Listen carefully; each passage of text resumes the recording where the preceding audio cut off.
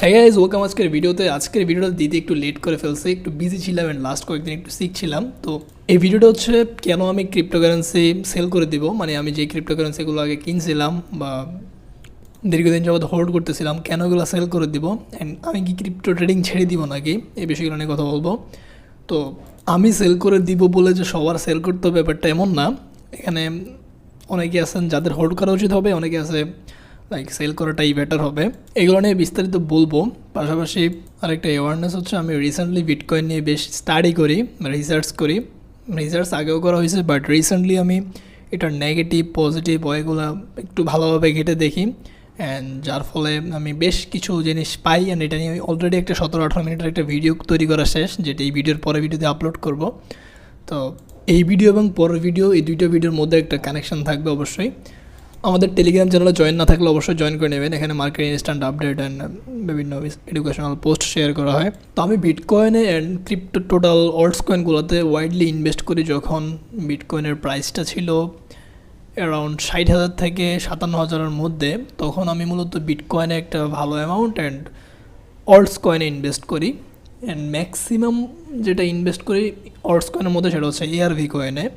And এরপরে market এখান থেকে বেশ উপরে যায় অ্যান্ড বিটকয়েনে অ্যান্ড অল্টস কয়েনে ভালোই প্রফিটই ছিলাম। এরপর থেকে বিটকয়েন যদিও প্রায় সেম জায়গাতেই আছে, বাট অল্টস কয়েনগুলো খুবই ডাউন, যার কারণে অল্টস কয়েনগুলোতে প্রচুর লস হয়ে যায়। বিশেষ করে এআরভি কয়েনে আমার সবচেয়ে বেশি লস, কারণ অন্য যে কয়েনগুলো সেগুলো আমি ধরেন $5 একবার কিনছি, আবার কিনছি আমি বেশি ম্যাক্সিমাম আমি 2বার ডিসিএ করছি, মানে 2বার একটা কয়েন বাই করছি। অনেকে দেখা যায় $5 কিনে আবার $4 কিনে, আবার $3.5 আসলে আবার কিনে 3। আমি এমনটা করি না, আমি একটা $5 কিনছি, আবার দেখা যায় $1 থেকে $1.5 মধ্যে আবার কিনছি। লাইক এমন হচ্ছে, যদি এক্সাম্পল দেই, ডিএমওআই, তারপরে সাগা, এই কয়েনগুলা। আরও কয়েকটা কয়েন আছে, 2-1টা কয়েন আছে, বেশি না। যেমন বলতে পারি পিক্সেল 50 সেন্টও কিনছি, আবার দেখা গেল যে 10 সেন্টও কিনছি। সো এই কয়েনগুলো আমার প্রবলেম না, এইগুলো আমার রিকভার হয়ে যাবে। বাট আমি মেইনলি ইনভেস্ট করে ফেলি, যেখানে সবচেয়ে বড় অ্যামাউন্টে ইনভেস্ট করে ফেলি এআরবিতে, যেটা আমি $1.07 ইনভেস্ট করছি সবচেয়ে বড় অ্যামাউন্টটা। তারপরে যেহেতু প্রথমেই বড় অ্যামাউন্ট ইনভেস্ট করে ফেলছি, পরে আমি ডিসিএ করে এআরবি আমার বাইং প্রাইসটাকে তেমন কমাইতে পারি নাই।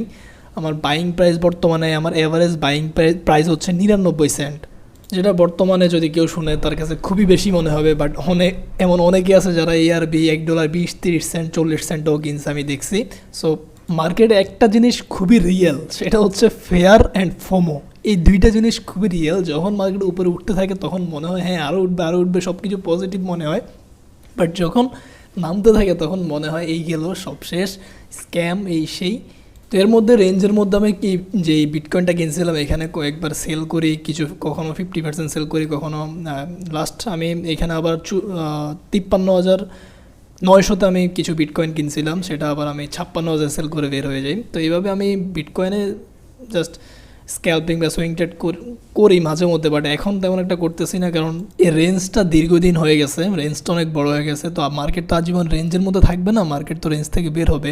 সো ওয়েট করতেছি মার্কেট রেঞ্জ থেকে বের হওয়ার জন্য। আর আমি অলরেডি বিটকয়েন সব সেল করে সেটা ইথেরিয়াম কিনে নিয়েছি, যেটা আমি টেলিগ্রামে আপডেট দিয়েছিলাম। এখন কথা হচ্ছে কেন আমি লস রিকভার হলে এই সব সেল করে দেওয়ার সিদ্ধান্ত নিয়েছি, অ্যান্ড কেন প্রফিটের জন্য ওয়েট করবো না, বা মার্কেট থেকে প্রফিট নেওয়ার কোনো আশা নাই এই বুল মার্কেটে বা আর কোনো বুল মার্কেটেই। ইতিমধ্যে আমার দুইটা কয়েনের লস রিকভার হয়ে গেছিলো, অ্যান্ড আমি ওইগুলো সেল করে দিয়েছি। একটা হচ্ছে সাগা অ্যান্ড দ্বিতীয়টা হচ্ছে বিবি। এই দুইটা কয়েন লস রিকভার হয়ে গেছে, সেল করে দিয়েছি। তো প্রফিটের দিকে তাকাবো না, প্রফিটের দিকে কেন তাকাবো না, এটার প্রথম কারণ হচ্ছে পারফেক্ট ডিপে বাই করতে পারি নাই। পারফেক্ট ডিপে তো বাই করা সম্ভব না, বাট পারফেক্ট ডিপের অনেক উপরে হয়ে গেছে আমার এভারেজ বাইংটা।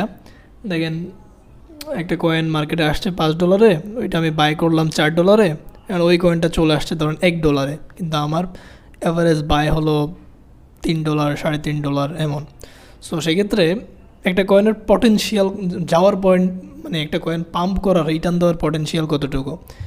এখন এখানে অনেক বিষয় চলে আসে, মার্কেট ক্যাপ, তারপরে কয়েন আনলক। দেখেন, আমি যদি একটা কয়েন $5 লিস্ট হয়েছে, আমি $4 বাই করছি, অ্যান্ড পরে এভারেজ আরও ডিসিএ করে আমি আমার ডিসি এটাকে $3 আনছি। সো $3 আনছি, আমার বাই হচ্ছে $3। এখন কয়েনটা যাওয়ার পটেনশিয়াল হচ্ছে বুলরানে $10। তো $10 যদি যায় সেই ক্ষেত্রে আমি প্রফিট করব 3x something. So 3x something profit করব। এইটার জন্য আমি একটা কয়েন যেটার তেমন যাবে, যে এটা যে অতটুকু শিওর যাবে $10 যাবে এটার কোনো শিওরিটি নাই, কিন্তু কয়েনটা এখন বর্তমান প্রাইস হচ্ছে কত, $1। এখন $1 থেকে কয়েন যদি $10 যায় সেক্ষেত্রে রিটার্নটা আসতেছে 10x। বাট $3 থেকে যদি কয়েনটা $10 যায় রিটার্নটা আসতেছে অনলি 3x, মানে যেটা খুবই কম। সো পার্সোনালি আমার জন্য এখন কি হচ্ছে, রিওয়ার্ড থেকে রিস্কটা অনেক বেশি হয়ে যাচ্ছে। কিন্তু যারা পারফেক্ট ডিপে বাই করতে পারছে, লাইক একটা কয়েন পটেনশিয়াল $10 আছে পটেনশিয়াল, এখন সে $1 কয়েনটা বাই করতে পারছে, বাই লাকিলি সে $1 কয়েনটা বাই করতে পারছে। এখন সে $10 না হোক, সে যদি $60 সেল করে দেয় তাও সে 7x রিটার্ন পাইতেছে। লাইক এখন তার করণীয় কি, কয়েনটা $1 থেকে যখন $2 গেল, সে রিস্ক ফ্রি হইতে চাইলে জাস্ট যেখানে বাই করছে তার 10% উপরে, মানে $1 10 সেন্ট 20 সেন্টের দিকে সে একটা স্টপ লস বসায় দিবে। যত কিছুই হোক, যত খারাপ কিছুই হোক, কয়েনটা যদি স্ক্যামও হয়ে যায় ওই তার $1 20 সেন্টে সেল হয়ে যাবে, তার লস হবে না। অ্যান্ড যদি কয়েনটা ঠিক $60 যায় তার 7x মানে 700% সে প্রফিট পেয়ে যেতেছে। তো এইটা হচ্ছে আমার একটা প্রধান কারণ যে আমি প্রফিটের জন্য তাকাইতে পারতেছি না, বা আমার এটা সবার জন্য তো একরকম না, বাট যারা পারফেক্ট ডিপে বাই করতে পারছে তাদেরকে আমি বলবো যে রিসেন্টলি যেটা বলছি, ওই যে কয়েন $1 থেকে $2, এটা জাস্ট এক্সাম্পল। কয়েন কত ডলার যাবে এটা তো ডিপেন্ড করতেছে কয়েনের পটেনশিয়াল কি, মার্কেট ক্যাপ কি। আর সব কয়েন ভালো করে না এটাও ঠিক, কারণ বর্তমান মার্কেটে প্রচুর পরিমাণে এখানে কয়েন, একই ক্যাটাগরির কয়েন অনেকগুলা। তো এইখানে মেইন বিষয়টা, বর্তমান মার্কেট সিনারিওটা আগের মতো না। আগের মতো বলতে আমি বোঝাচ্ছি 2020-এর পরে যে বুলরানটা আসছিল 2020-21 যে বুলরানটা ছিল, ওইখানে ওই সময় যে কয়েনগুলো আসছিল ভালো ভালো কয়েন, এখন যেই কোয়ালিটির কয়েন আসতেছে, লাইক ওই সময় এখন যে কোয়ালিটির ভালো কয়েনগুলো আসতেছে এগুলো বলতে গেলে হচ্ছে সেলেস্তিয়া, তারপরে সুই, তারপরে এখানে আছে আরবিট্রাম, এখানে অনেক কয়েনই আছে। বাট মেইনলি যদি আমি ক্যাটাগরি ফোকাসলি বলি সেটা হচ্ছে এআই কয়েন, তারপরে হচ্ছে লেয়ার 1 লেয়ার 2, এগুলোকে মূলত একটু মার্কেটে সাস্টেনেবল প্রজেক্ট হিসেবে ধরা হয়, যেগুলো স্পেশালি বাইন্যান্সে লিস্ট হয়। তো এই ধরনের প্রজেক্টটি 2020-21 সালে দেখা যেত 100 মিলিয়ন মার্কেট ক্যাপ, কিছু 50 মিলিয়ন মার্কেট ক্যাপ নিয়ে এরকম। যদি এখানে এক্সাম্পল দেয় যে এগুলো খুব কম খুব বর্তমানে খুব ভালো পজিশনে আছে, বাট এগুলো খুব ছোট মার্কেট ক্যাপ নিয়ে লিস্ট হয়েছে, যেমন সোলানা আছে, যেমন এখানে কার্ডানো আছে, যেমন অ্যাভালাঞ্চ আছে, চেইন লিঙ্ক আছে, পোলকাডট আছে। পোলকাডট একটু বেশি মার্কেট বলবো না, এটা 3 বিলিয়ন মার্কেট ক্যাপ নিয়ে আসছে। নিয়ার প্রোটোকল আছে। তো এরকম অনেকগুলো কয়েন যেগুলো বর্তমানে খুবই ভালো পজিশনে, মানুষ খুব ভালো কয়েন হিসেবে জানে। এই কয়েনগুলা অনলি 50 থেকে 100 এবং 150 মিলিয়ন এরকম মার্কেট রেঞ্জে আইসা লিস্ট হয়েছে। কিন্তু বর্তমান মার্কেট সিনারিওটা পুরোপুরি ডিফারেন্ট। এখন যে কয়েনগুলো আসতেছে এগুলো তাও একটু কম মার্কেট ক্যাপ পাইতেছে ইনিশিয়াল, বাট 4-5 মাস আগে যখন ক্রিপ্টো মার্কেট একেবারে খুবই হাইপের দিকে ছিল, মানে যেই মার্কেট যখন একদম ট্রেন্ডি ছিল, যখন সবচেয়ে বেশি মানুষ মার্কেটে ইনভেস্ট করছে, ওই সময়টাতে মার্কেটের যে প্রতিটা কয়েন যখন লিস্ট হইতো ওইগুলা কি হইতো 1 বিলিয়ন, 1.5 বিলিয়ন, 2 বিলিয়নেও মার্কেট ক্যাপ নিয়ে চলে আসে, যেটা হচ্ছে জাস্ট খুবই বেশি মার্কেট ক্যাপ একটা প্রজেক্টের জন্য, ইনিশিয়াল মার্কেট ক্যাপ। কারণ মার্কেট ক্যাপ নিয়ে এত বড় মার্কেট ক্যাপ নিয়ে যে যখন আসতেছে তখন কয়েনটার আবার আনলক আছে। কয়েনটা 4-5 বছর, আগামী 4-5 বছর আনলক হয়। এটা কয়েনটা আনলক হওয়া মানে কয়েনটার ভ্যালু দিন দিন যত বেশি সাপ্লাই বাড়বে তত বেশি ডিমান্ড কমে যাবে, এরকম তো জানেনই।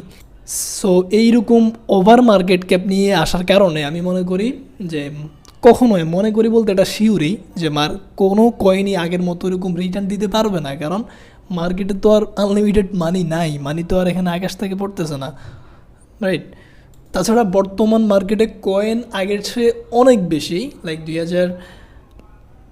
20-21 সাল থেকে বর্তমানে মার্কেটে কয়েন অনেক অনেক বেশি, এবং মিম কয়েনের মধ্যে অনেক ফান্ড বর্তমানে আটকে আছে। অনেক মিম কয়েন যখন আসে, যখনই নতুন কয়েন আসতেছে তখনই আমার কাছে আরও ভয় লাগতেছে, কারণ নতুন কয়েনগুলো যখন আসে এগুলো তো পুরা ফান্ড তো আর ওরা কোম্পানি তো আর পুরা ফান্ডটা করে না।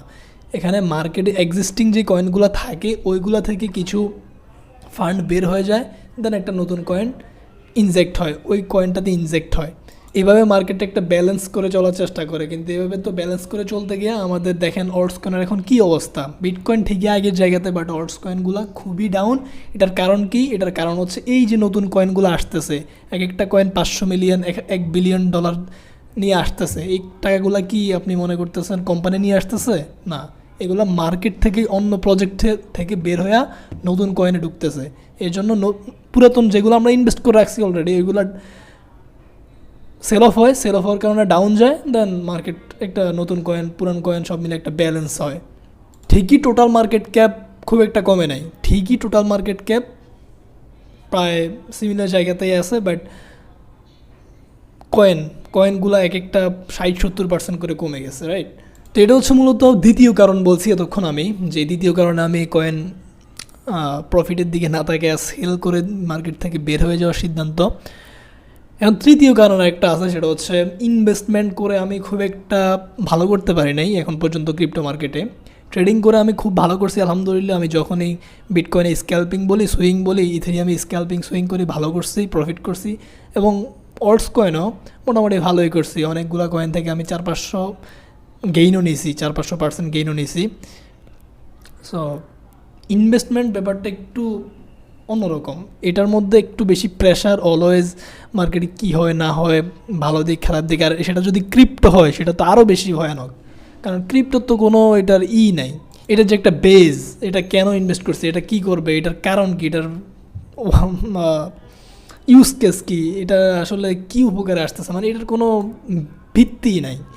সো ক্রিপ্টোতে ইনভেস্ট করে স্বস্তিতে থাকাটা খুবই টাফ। আমার কাছে মনে হয় ইনভেস্টমেন্ট করে রাখাটা একটা মাথার উপর একটা বোঝা, অনেক প্রেশার।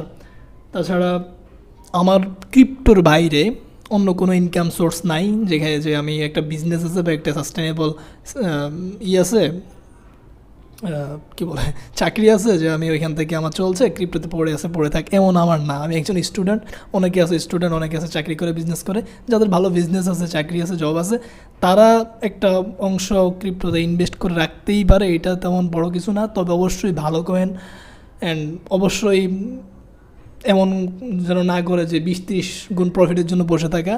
আপনি ইনভেস্ট করছেন, লাকিলি আপনি 300-400% প্রফিট পেয়ে গেছেন, এনাফ। বর্তমান মার্কেটে এটা খুবই বেশি, 300-400 গুণ রিটার্ন তো খুবই বেশি, ইভেন 100 হইলেও এটা খুব ভালো রিটার্ন বর্তমান মার্কেটে। যখন আমি ইনভেস্ট করে রাখতেছি একটা বড় অ্যামাউন্ট, তখন আমি খুব ভালোভাবে ট্রেডও করতে পারতেছি না, কারণ আমার কাছে তো আর লাখ ডলার নাই, রাইট? তো আমার কাছে যেই পরিমাণ ডলার থাকে, ওইটা আমি ইনভেস্টও করলাম একটা বড় অ্যামাউন্ট, আবার আমি ট্রেডও করলাম, তখন আমি ট্রেড ঠিকই করতে পারি, কিন্তু আমার যেহেতু আমি স্পট ট্রেড করতেছি, আমি খুব একটা ওই অ্যামাউন্টটা দিয়ে খুব একটা প্রফিট আসতেছে না। যে পরিমাণ আমি মেধা খাটাচ্ছি বা সময় দিচ্ছি, ওরকম প্রফিট আসতেছে না ট্রেড করে, কারণ ফান্ড কম। সো আমাকে অবশ্যই, আমি দেখতেছি আমি ট্রেডিং করেই ভালো করতেছি। সো ইনভেস্টমেন্ট থেকে এই জন্য ইনভেস্টমেন্ট ট্রাই করছি, এই জন্য এবার মনে হলো যে ইনভেস্টমেন্টটা আমার জন্য না, বেরিয়ে আসাটাই বেটার। এবার কথা বলবো, আমি কি ট্রেডিং ছেড়ে দিচ্ছি নাকি, মানে আমি কি ক্রিপ্টো ট্রেডিং ছেড়ে দিব? ইনভেস্টমেন্ট যখন তো উঠে আসবে, লস রিকভার হয়ে গেলে কি ট্রেডিং ছেড়ে দিব নাকি? আনসারটা হচ্ছে না, আমি এখনই ট্রেডিং ছেড়ে দেওয়ার কোনো সিদ্ধান্ত বা এমন কিছু নাই। যখন আমার ইনভেস্টমেন্টটা উঠে আসবে, তখন আমি আরও ভালোভাবে ট্রেডিংয়ের দিকে ফোকাসে যাব, মানে যে বিটকয়েন, ইথেরিয়াম, এগুলোতে আমি স্পট ট্রেডে আরও বেশি ফোকাসড হব। ইভেন আমি হয়তো বাইন্যান্সে এখন স্পট কপি ট্রেডিং চালু হয়েছে বেশ কিছুদিন আগেই। সো আমি হয়তো ওইটাও করতে পারি, লাইক আমি আমার আন্ডারে চাইলে আপনারা ট্রেড করতে পারবেন, এটা শিওর না, বাট যদি করি তাহলে অবশ্যই জানাবো। সো আমি ট্রেডিং ছাড়তেছি না, মানে ক্রিপ্টো মার্কেট পুরোপুরি ছাড়তেছি না, বাট ইনভেস্টমেন্ট থেকে আমি ফর এভার আর কখনোই আমি ইনভেস্টমেন্টে যাব না। আর এই বুল মার্কেটের জন্য $1 আমি ইনভেস্ট করতে চাইতেছি না। সো এই ছিল আজকের ভিডিও, যেটার জন্য আপনারা ওয়েট করতেছিলেন। দেখা হচ্ছে পরে কোনো ভিডিওতে, সে পর্যন্ত ভালো থাকবেন, বাই বাই।